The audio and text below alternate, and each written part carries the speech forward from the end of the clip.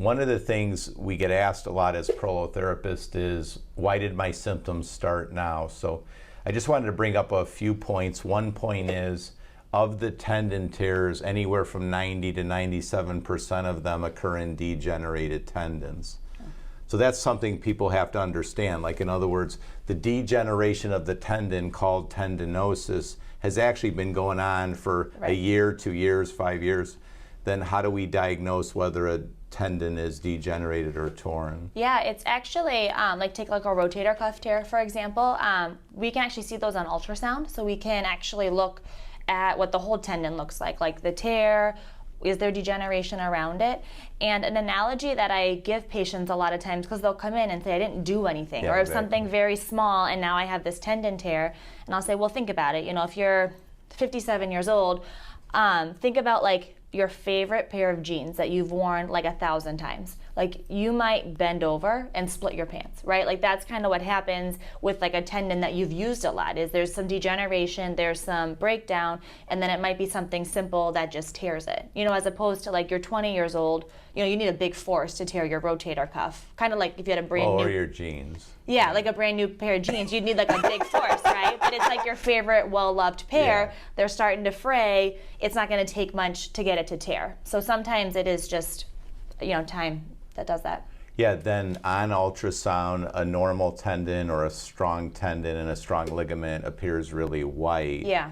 So as the tendon or the ligament gets more degenerated, so again, let's go over what degeneration means. It means that basically the tendon cells or the ligament cells are dying. Right. So that's something to understand. So if you have less cells, then there's less cells to keep up the density or the thickness of the ligament or the tendon, so the tendon or ligament gets weaker, weaker, weaker. Then let's, like you said, you just need to maybe just walk on uneven ground, and then all of a sudden there's a ligament injury or a tendon injury. And then on ultrasound, you know, like you said, normal ligaments, normal tendons are these kind of bright white striations. As the tissue will start to degenerate, it might start to look kind of light gray, dark gray, and then eventually black, which would be a tear.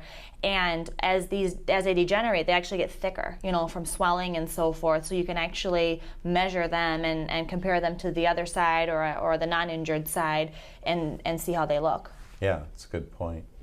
Then the good thing too is we can assess joint instability with ultrasound. Right.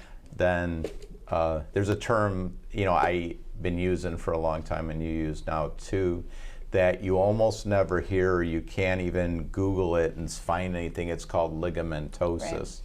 So what's ligamentosis? So tendinosis is degeneration of a tendon. So ligamentosis is just degeneration of the ligament, but it's not a term. It's not, you know, you could Google tendinosis or even tendinopathy, you know, you'll get a lot on there, but there's not a lot on ligament degeneration. You're right. But it absolutely exists. It absolutely exists. It's happening to all of us. So, and then, in other words, so when you do an ultrasound and you're trying to open up the medial side, so when it opens up, then it means you have weak ligament on that side.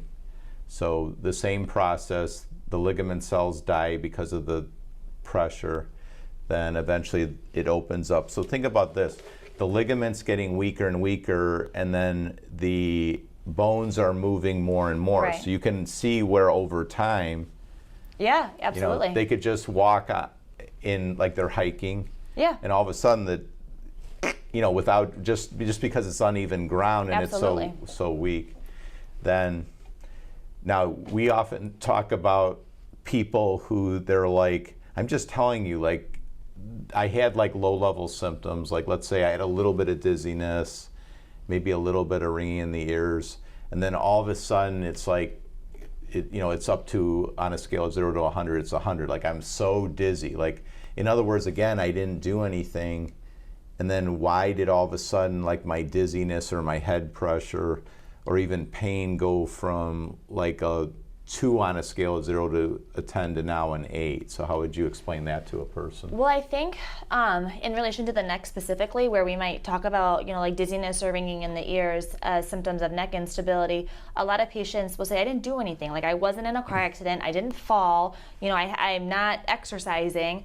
But what we oftentimes don't or patients don't realize is even just like being on your phone or like on your computer and just having like terrible what we call like forward head posture, where you're just leaning, looking down at electronics or whatnot.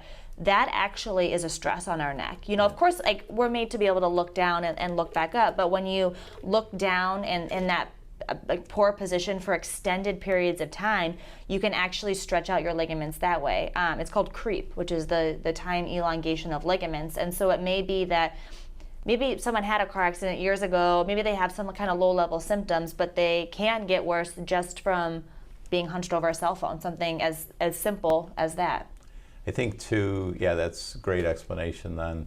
The body has all these compensatory mechanisms. Yeah. Like if your knee gets weak, the ligaments get weak and they can't control the motion of the bones, then of course your quadriceps will tighten, your hamstrings will tighten. In the neck, of course, the danger of it is if you have too much looseness, so in other words, you have the normal neck curve. Yeah. This is Ed, by the way. So Ed, and Ed has a carotid sheath. And oh, then, good for Ed. And then, you can manipulate the vertebrae. So, you have a lordotic curve, then all of a sudden you get ligament laxity, then you get a straight curve, which we call a military curve. Yep. Then eventually you get a reversal of the curve. Well, the body can't have the vertebrae hit the spinal cord. So then what are some of the mechanisms by which the body will try to stabilize or limit the motion so it doesn't hit the spinal cord? Yeah, so you'll get a lot of muscle spasms. That might be something that patients like actually feel, is like those muscles will get tight. And what they're trying to do is hold your vertebrae. They're trying to prevent them from hitting your spinal cord. They're trying to keep you safe and protect you. But that is a big thing that patients notice, is like their muscles are tight, their neck is tight, as those muscles are trying to prevent that bone movement. But they can only do that for so long. Eventually, like compensation mechanisms will tire out, they'll fatigue, and patients may start to experience more symptoms. Yeah, so the muscles can't hold it. So eventually basically the muscle tension is there to protect your nervous system. Right. In essence, is protect the nervous system, because you have to protect the vagus nerve in the front, which is the most important nerve in the body. You have to protect your spinal cord, because all the nerve impulses from your abdomen, your lower leg, your arms, are in that spinal cord. So it's going to do everything it can. Once the ligaments can't control the motion of the bone and the muscles can't, all that's left is you're going to get nerve injury or nerve compromise. So eventually some of the nerve impulses aren't going to go through. And then of course, once that happens, there's an accelerated symptoms. Dizziness is accelerated, ringing in the ears is, vertigo can happen. All of a sudden, maybe they can't swallow. Yeah, burning in the tongue or the mouth. Yeah, so in summary, there's two reasons why all of a sudden symptoms occur. One, we said, was the degeneration in the tendon or ligament has been occurring for a long period of time, and then it in that situation it just takes a very little force then to tear the ligament or tear the tendon. The other mechanism by which all of a sudden symptoms can go from 0 to 100 is the body has no more mechanisms to limit motion, and then all of a sudden there's going to be a neurologic insult, like an injury to the nervous system, because the vertebrae, whether it's the whole curve is screwed up or there's instability and it's stretching, compressing, torquing the vagus nerve or the spinal cord. And then of course you get a host of symptoms from that. So we would say, from our standpoint, it's best to come in early when you start getting a little bit of symptoms. Yeah.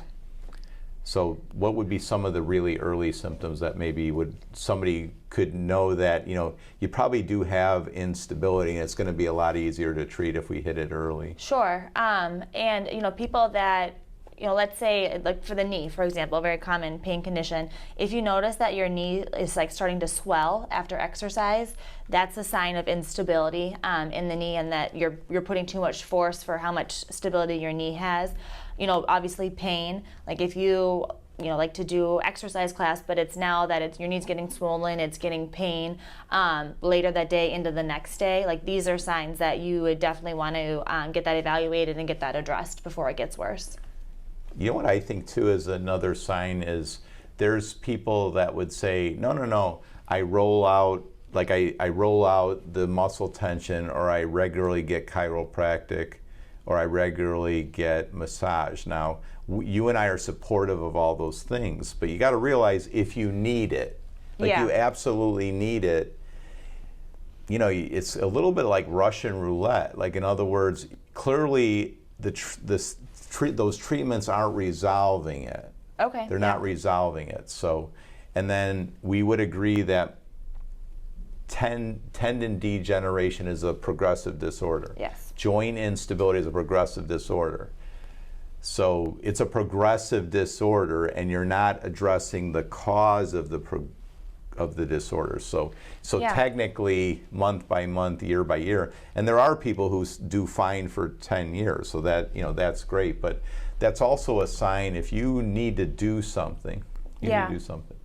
Like people, I'll hear this, that I have to get up every morning and do an hour of exercise so I can function for the day. You know, that's not realistic, really, you know, because that eventually, that hour is going to turn into an hour and a half, or what will happen is you'll get up and you'll do your hour of exercise every day, but you're still not going to be able to do everything you want to do that day. You know, like your pain or your condition, you know, if it still limits you and you notice you're not walking anymore, you're not, you know, doing spin class anymore, you're not doing all these things, you know, that's a sign that it is getting worse.